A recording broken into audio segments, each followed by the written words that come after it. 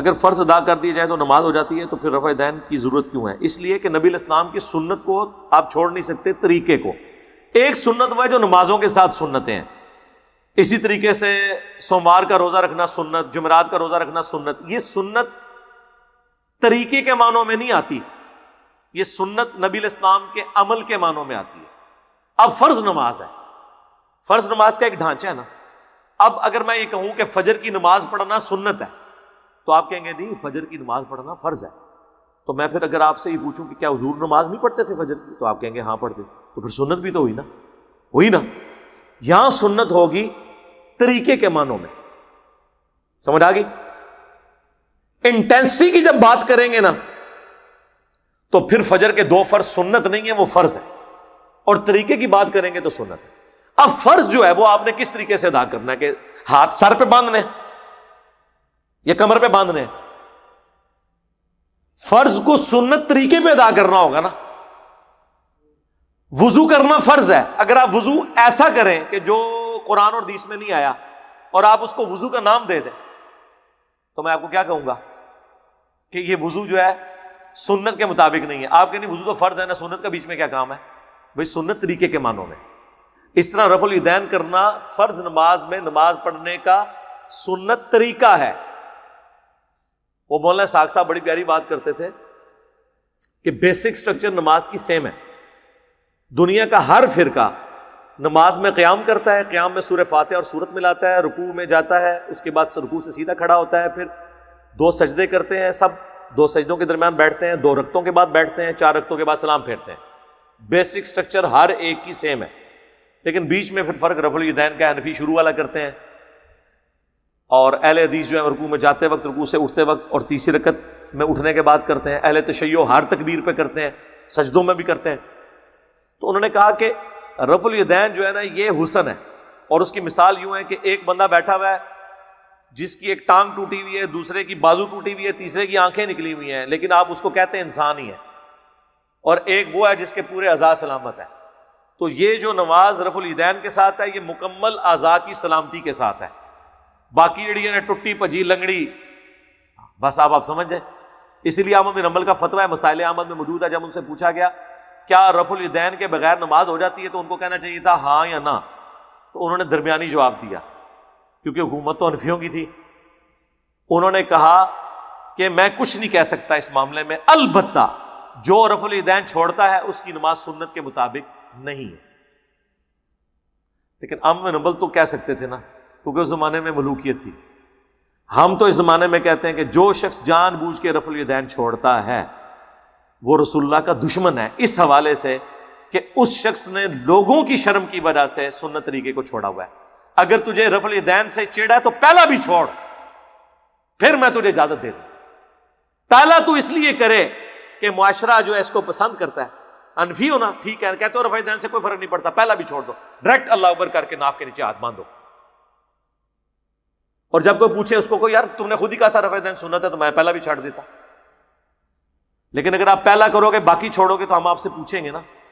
میرے ایک قریبی دوست میرے ساتھ اعتکاف بیٹھے 2007 میں، G10 میں ہم رہتے تھے اسلام آباد میں، تو وہ بریلوی تھے، آہستہ آہستہ وہ ریورٹ ہو کے دیوبندیت کی طرف آئے، کیونکہ میں بھی بیچ میں تبلیغی جماعت میں جانا شروع ہو گیا۔ پھر مجھے جب سمجھ آئی کہ یہ تو وہی ہے، صرف اندر سے سیم ہی ہے دونوں، باہر کے انہوں نے بورڈ لادہ لگائے ہوئے، تو میں نے سنت کے مطابق جب نماز شروع کی تو وہ جو میرے دوست تھے ان کو ایک دیوبندی عالم نے ایک کتاب دے دی نماز کے طریقے پہ، اور کہا کہ جی تمہارے جو علی بھائیاں نے گمراہ ہو گیا، نماز کا طریقہ یہ ہے۔ وہ میرے پاس لے کے آیا، میں نے کوئی غصہ نہیں کھایا، میں نے وہ کتاب پڑھی۔ آپ حیران ہوں گے کہ یہ ان بیچاروں کو تمیز بھی نہیں ہے اپنی بات بھی پہنچانے کی۔ اس نے وہ کتاب کے شروع میں لکھا ہوا کہ حنفی ہاتھ کانوں تک کیوں اٹھاتے ہیں، وہ کہتے ہیں صحیح مسلم میں حدیث ہے کہ مالک بن حویرث کہتے ہیں کہ نبی علیہ السلام جب نماز شروع کرتے تو دونوں ہاتھوں کو کانوں تک اٹھاتے۔ وہ میں نے بتایا نا کہ کندھوں والے الفاظ بھی ہیں بخاری میں، مسلم میں کانوں والے بھی ہیں۔ جب یوں آپ اٹھائیں نا تو یہ انگلیاں کانوں کی سیدھ میں آتی ہیں، تھیلیاں کندھوں کی سیدھ میں، تو یہ خود بخود کان اور کندھے شامل ہو جاتے ہیں۔ اور اتنی حدیث لکھی بھی، میں نے اسے کہا کہ یہ دیکھو یہ صحیح مسلم کی حدیث ہے۔ اب میں تمہیں مسلم شریف کھول کے بتاتا ہوں حنفیوں کی۔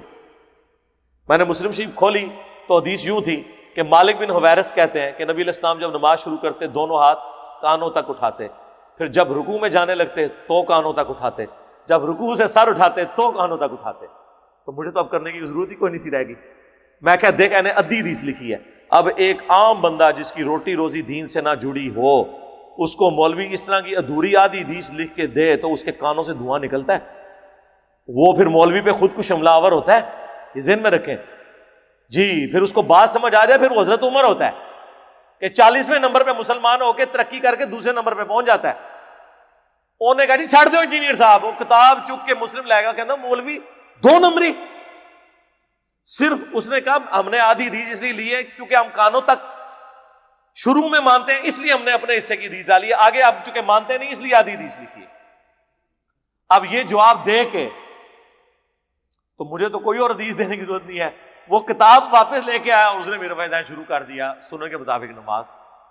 میرے اپنے محلے کے کئی لوگ ہیں، ان کو وہ محلے کے مفتی ایک بڑے قریبی دوست تھے.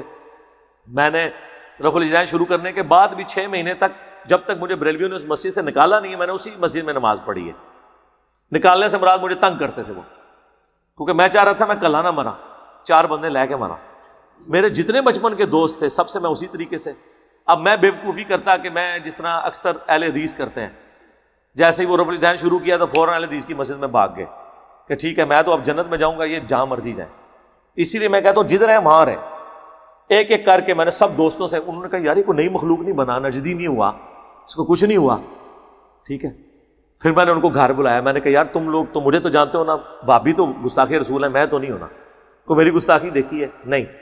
میں نے کہا یار یہ دیکھ لو، یہ بریلویوں کی بخاری مسلم ہے، میں آپ کو بتاتا ہوں نماز کا طریقہ یہ ہے. اگر آپ اس کا جواب اپنے علماء سے لے آؤ تو میں تو دیکھو تمہارے پیچھے نمازیں ان کے پیچھے پڑھ رہا ہوں، میں تمہیں مسلمان سمجھتا ہوں، کوئی مسئلہ نہیں ہے. لیکن مجھے حق پتہ چلا، میں تمہیں بتانا چاہتا ہوں. ان میں دعوت اسلامی والے بھی تھے. وہ ایک مفتی صاحب کے پاس گئے، انہوں نے کہا جی وہ گھوڑوں کے دموں والی حدیث ہے صحیح مسلم میں. میں نے اسے صحیح مسلم دی. میں نے کہا، انہوں نے تو کہنا ہے، میں اے پڑھ اے لکھی ہے وچ جا کے انہوں نے دکھا. وہ مفتی 25 سال سے وہاں پہ پڑھا رہا تھا. اس نے جب حدیث پڑھی نا، اور اس کے اوپر امام نووی کا باب تھا کہ سلام پھیرتے وقت جو ہے وہ ہاتھوں کو اٹھانا اور نماز میں سکون کرنے کے معاملے میں. وہ تو سلام پھیرتے وقت صحابہ کرام ایک دوسرے سے ہاتھ بھی ملا لیتے تھے. حدیث جابر بن سمورہ والی، انہوں نے جب پوری پڑھی اس میں اینڈ میں لکھا ہے کہ نبی علیہ السلام نے ہمیں کہا کہ اپنے ہاتھ زانوں پہ ہی رکھو. کوئی گھوڑوں کے دموں والی حدیث ہمیں بتائے نا، ہم بڑے خوش ہوتے ہیں. ہمیں پتا ہوتا ہے اب یہ رفع الیدین شروع کر دے گا، کیونکہ جب وہ پڑھے گا نا کہ تو سلام پھیرتے وقت رفع الیدین تھا، وہ تو چانڈ سے بھی رفع الیدین ہی ہوتا ہے، ہاتھ اٹھانا. اور وہ اس کو پڑھ کے وہ والے رفع الیدین پہ لگا رہے تھے. جب انہوں نے پڑھا، مفتی نے پڑھا نا، وہ بھی حیران ہو گیا. کہتا اچھا ہے بھی کہ لکھیا ہے؟ وہ ہے نا اتنے ہی رہ گیا. علماء یہودی طرح اوس اور خزرج کو ہدایت مل گئی، اس منڈے نے رفع الیدین شروع کرتا. ٹھیک ہے. اس لیے علیحدہ نہیں ہونا جب تک کہ آپ کا اکرام مسلم نہ کرے، آپ نے علیحدہ نہیں ہونا. اور اب اگر اکرام مسلم بھی کوئی کرے نا، کوئی مسئلہ نہیں ہے. ہمارے کئی لوگ ہیں جن کو تحریک لبیک والوں نے تنگ کیا، یہاں فون کیا جی علی بھائی یہ کرتے ہیں. ہم نے کہا کوئی مسئلہ نہیں ہے، ایک اپلیکیشن لکھ دیں کہ ایک نان اسٹیٹ ایکٹر تنظیم، ایک کلعدم تنظیم کا نمائندہ مجھے کرتا ہے. وہ تو پولیس والے تو تیار بیٹھے ہیں ان سے پیسے کھانے کے لیے. کوئی دیوبندی بریلوی اہل حدیث شیعہ آپ کو مسجد میں نماز پڑھنے سے منع کرے، ایک اپلیکیشن لکھ کے دیں. آپ صرف اس کو یہ کہہ بھی دیں کہ میں اپلیکیشن لکھنے لگوں، آندہ وہ آپ کو تنگ بھی نہیں کرے گا. وہ زمانے گئے. یہ اب زمانہ ہے رد الفساد اور ضرب عزب کا. الحمدللہ یہ ہماری قوم اور خصوصاً پاک فوج کی قربانیوں کی وجہ سے بڑے حالات نارملائز ہو گئے ہیں، ورنہ یہ مولوی دہشت گرد تھے. ہمارے محلے میں ایک بھائی ہیں، انہوں نے رفع الیدین کے ساتھ نماز شروع کی. آج تک کبھی میرے نہ درس میں آئے ہیں وہ، نہ کسی پروگرام میں آئے ہیں، صرف ویڈیوز میں. اور وہ کٹر جدی پشتی دیوبندی تھے، اور چونکہ وہ اسٹرانگ تھے ان کو وہ کچھ کہہ بھی نہیں سکتے تھے. تو وہ مولوی تقریر کر رہا ہے، اب نام تو نہیں لے سکتا، ڈرتے ہیں نا، چندے ان سے کھاتے ہیں نا کہ کچھ لوگ آئے نہیں آئے کر رہے ہیں، یہ کر رہے ہیں. اور اس نے کہا کہ مولانا صاحب میں آپ کی بڑی عزت کرتا ہوں. اچھا وہ بھی کیا کرتا تھا، مولوی صاحب تقریر کر رہے ہوتے تھے جا کے پہلی صاحب میں. اب سارے لوگ دیکھ رہے ہیں کہ ملک صاحب بھی تو شروع تو ایسا. تو اب رفع الیدین سے نماز پڑھنا ایک بہت بڑی تبلیغ ہو گئی نا ان کے لیے، پوری عوام کے لیے. تو لوگ کہتے ہیں نا مولوی یار کچھ نہیں کچھ کہنا، انہیں پھر تقریر کر چڑی کہڑے کرتے ہیں اپنی مسجد جا کے نماز پڑھو. انہیں اسلام پھر کیا ان کا حضرت صاحب یہ ساڈی اپنی مسجد ہے. اپنی مسجد کیڑی ہوندی ہے؟ یا تو اتنے لکھ کے لاؤ نا تسی کہ اتنے صرف تواڈے فرقے دا بندہ. یہ کون لکھ کے لگا سکتا؟ یہ تو لکھ کے لگاتے ہیں یہاں کا امام جو ہے وہ اس مسلک سے ہوگا, مقتدی کا کہیں نہیں لکھا ہوتا. ہاں پھر اس نے کہا کہ دیکھیں مولانا صاحب میں آپ کی بڑی عزت کرتا ہوں, میں نے آپ سے قرآن پڑھا ہے, آپ میرے استاد ہیں, میں آپ کا اتنا احترام کرتا ہوں کہ میں آپ کے ساتھ کچھ مس بہیو نہیں کروں گا. آئندہ آپ نے حرکت کی تو میں چپ کر کے تھانے میں اپلیکیشن دوں گا. تھانے والے جانے اور آپ, میں نہیں چاہتا کہ میں آپ کے ساتھ کچھ کروں کیونکہ میں آپ کی عزت بہت کرتا ہوں. تو تھانے والے پکڑیں گے. پھر وہ جب عمرے کے لیے جانے لگے تو وہ مولانا صاحب کو ملنے آئے, کہنے لگا حضرت آپ جا رہے ہیں نا تو مہربانی کریں وہاں تو آپ مکے مدینے سے اسلام پھیلانا, وہاں سے آپ فتویٰ لے کے ہیں کہ یہ رفع الیدین کے ساتھ نماز کا طریقہ ختم ہو چکا ہے, میں چھاڑ دیں گا. تو بڑی حکمت سے معاملات کو ٹیکل کیا جا سکتا ہے.